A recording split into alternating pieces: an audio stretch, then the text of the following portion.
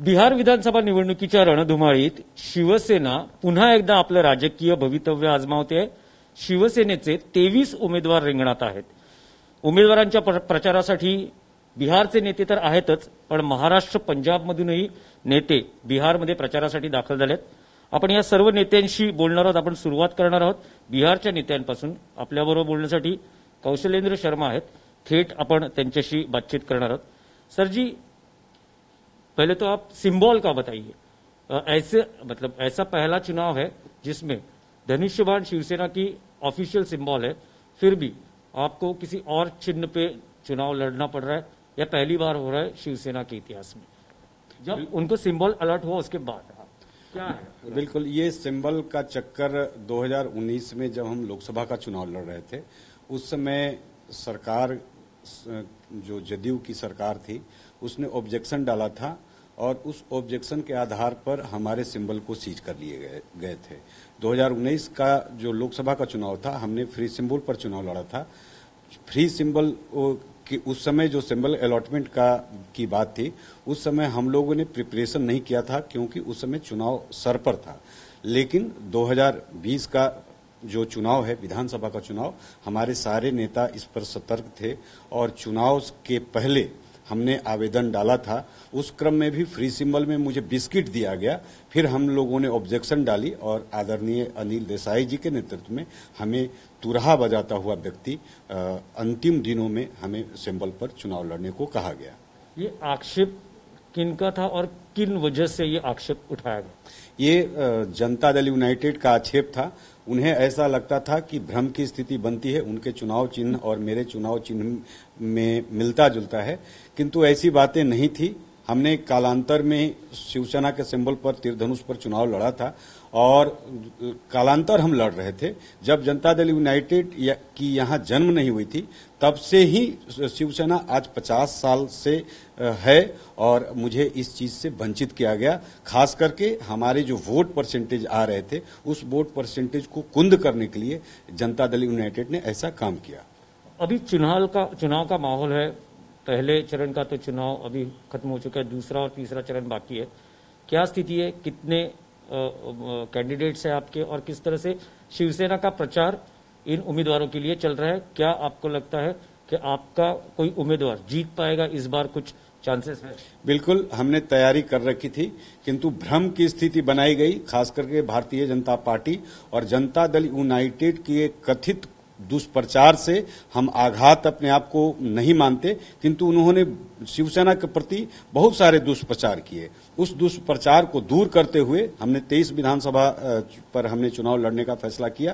प्रथम चरण में हमारे कैंडिडेट कम थे, किंतु दूसरे चरण में जिसका चुनाव कल है उस पर 9 प्रत्याशी और तीसरे चरण में हमारे 11 प्रत्याशी आज भी उम्मीदवार कर रहे हैं. और आप देख रहे हैं कि हमारे प्रियंका चतुर्वेदी जी, जो शिवसेना की राज्यसभा की सांसद है, उनका आशीर्वाद बिहार शिवसेना को मिला, वे प्रचार में आई. अनिल देसाई जी चुनाव प्रचार में आए हैं और आज ही हमारे जो औरंगाबाद के सांसद हैं वो भी आज आने की उनकी सूचना है.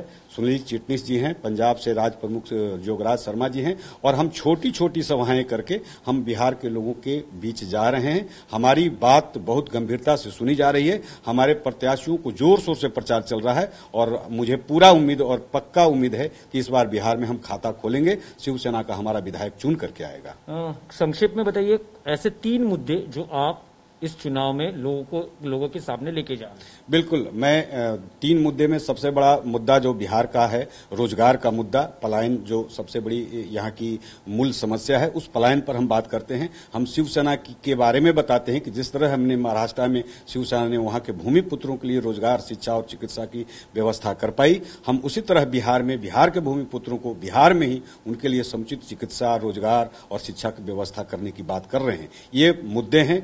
दूसरी मुद्दा जो जिस तरह से सुशांत केस को लेकर के हमें टारगेट किया गया, हम इस बात को भूमि पुत्रों को ये बात बताने में सफल हो रहे हैं कि हमें दुष्प्रचार और साजिश के तहत शिवसेना के रोकने के लिए ऐसी दुष्प्रचार की गई.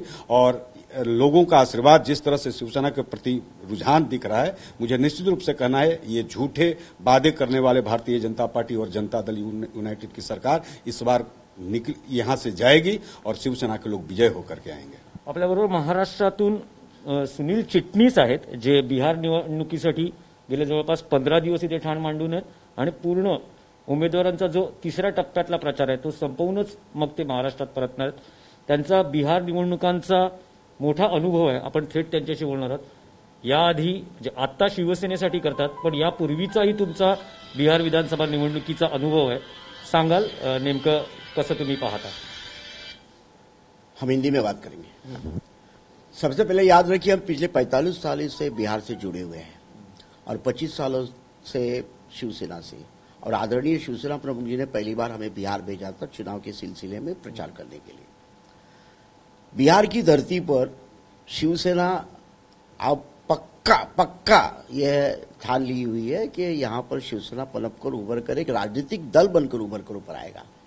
अब देखिए, जिसके कारण है साधनों की कमी हमारे पास है, लेकिन सामने वाले जो दल है, जो भ्रम पैदा करने वाले हैं, उनके पास साधनों की कोई कमी नहीं है।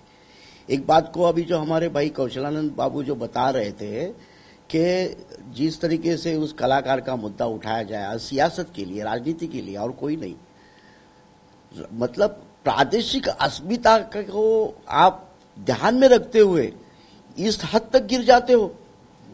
और कौन से मुंह से ये सरकार ये बात कर रही है? शिवसेना के ये जो यहाँ की ये है, शिवसेना ने तो सारे उत्तर भारतीय से हो और कहीं से वो देश के कोने कोने से आए लोगों के लिए खाने का प्रबंध किया, उनके रहने का प्रबंध किया, उनके स्नान का प्रबंध किया, हर चीज उनके लिए मुहैया करवाई। और जब वो पैदल बेचारे भूखे प्यासे यहाँ पर बिहार में आए तो यहाँ के मुख्यमंत्री ने खुलेआम घोषणा की थी, ऐलान कर दिया था कि हम उनको अपनी सीमा में घुसने नहीं देंगे, 14 दिन उनको क्वारंटाइन करवाएंगे। तो ये राजनीति जब आप करते हो, कौन सी राजनीति है? और मुंगेर में जिस तरीके से आप हिंदुत्व की बात करती है ये बीजेपी के नेता, बहुत बड़े बड़के नेता, अब मुझे बताइए, दुर्गा विसर्जन के वक्त जिस तरीके से कांड हुआ, गोली चली और हत्याएं हो गई, उसके बावजूद भी ना केंद्र के किसी नेता ने उसके ऊपर निंदा की है, ना प्रदेश के किसी नेता ने उसकी निंदा की है। ये कौन से हिंदुत्व की निशानी है? और हमारे ऊपर कसते हो, हमारे हिंदुत्व को आप कोसते हो और कहते हो हमारा हिंदुत्व क्या है। हमारा हिंदुत्व क्या है वो आदरणीय उद्धव जी कई बार बता चुके हैं।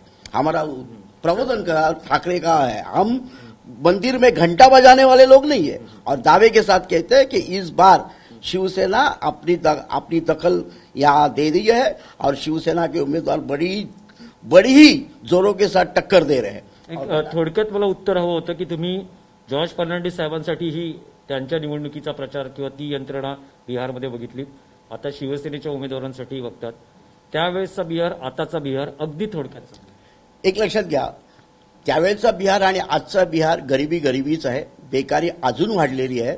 2000 म्हणजे 2 करोड काय या ठिकाणी 2000 सुद्धा रोजगार मिळत नाही, आणि त्याच्याही पेक्षा पुढे जाऊन आजही बिहार जातीवातीमध्ये विखुरलेला आहे। आणि हा बिहारला लागलेला एक शापच आहे की कुठलीही निवडणूक जातीच्या आधाराशिवाय इथं लढली जात नाही, आणि प्रत्येक मतदारसंघात जातीचं बाहुल्य काय आहे, कुठली जात मोठ्या प्रमाणामध्ये तिथं मतदार आहेत ते बघूनच या ठिकाणी उमेदवार दिले जातात। आणि सगळ्यात महत्वाचं, जे उमेदवार आहेत ते स्वतःच्या जातीच्या ह्याच्यावर ते पण प्रचार करतात। आपल्याबरोबर बोलण्यासाठी पंजाब शिवसेना प्रमुख जोगिंदर शर्मा आहेत। सर, जोगराज शर्मा जी, जोगराज जी बताएंगे कि आप क्या देखते हैं, जिस तरह से प्रचार आप कई दिनों से कर रहे हैं उम्मीदवारों का, आपका क्या एनालिसिस है? जो मैं महसूस कर रहा हूं, बिहार का युवा शिवसेना को काफी प्रेम कर रहा है। हम जहां जहां भी प्रचार के लिए गए, सैकड़ों की तादाद में युवा हमारे आगे रहे। बिहार का युवा भी आज बदलाव की स्थिति में है, वो भी चाहता है कि बिहार में बदलाव होना चाहिए। जो बिहार में एक आवाज उठाई जाती थी विकास, लेकिन हम काफी गांवों में घूमे हैं, विकास नाम की कोई भी चीज हमें बिहार में नजर नहीं है।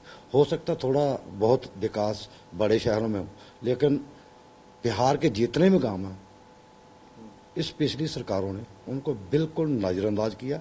उस गांव में जाकर आदमी महसूस करता है कि जैसे वो कोई पाकिस्तान के गांव, पानी से घिरे हुए हैं, बाढ़ से प्रभावित लोग हैं, लोगों का सारा सिस्टम बिगड़ा पड़ा हुआ है, घर नहीं है लोगों के पास, सड़कों पर समय व्यतीत कर रहे हैं। तो ये लोग बदलाव चाहते हैं, और मुझे जो महसूस हो रहा है कि आने वाले दिनों में बिहार बदलाव की स्थिति में है और बदलाव हो। सर, आप क्या देखते हैं, किस तरह से देखते हैं? हाँ जी, हम शिवसेना की तरफ से हमारे जो राज्य प्रमुख हैं कैलाश चंद्र भाई और हमारे जो बिहार मुंबई से आए हैं राष्ट्रीय प्रवक्ता, तो हम इस बार ऐसे हमारे को महसूस हो रहा भी बिहार के अंदर जो जनता बदलाव चाहती है, क्योंकि हमने हमारे राज्य प्रमुख कैलाश चंद्र भाई जी के साथ जाके विजिट किया है तो लोगों की बहुत बुरी हालत है। हाँ, शहरों में विकास कोई थोड़ा बहुत जरूर हुआ, लेकिन बाहर में लोग घिरे हुए हैं और सड़कों के ऊपर बैठे हुए हैं और जनता बिहार में बदलाव चाहती है। आपण बघू शकतो की शिवसेना अत्यंत गांभीर्यानं संपूर्ण ही निवडणूक हाताळते किंवा उमेदवारांचा प्रचार करते आहे। बिहारमध्ये शिवसेनेचा धनुष्यबाण नसला तरी तुतारी फुंकणारा मावळा या माध्यमातून पक्षानं रणशिंग फुंकलं एका प्रकारे, आणि यंदा बिहारमध्ये शिवसेना आपलं खातं उघडणार असा आत्मविश्वास या सगळ्या नेत्यांना आहे आणि उमेदवारांनाही आहे। व्हिडिओ जर्नलिस्ट प्रकाश बोरसह दिनेश दुखंडे, TV9 मराठी, पटना, बिहार।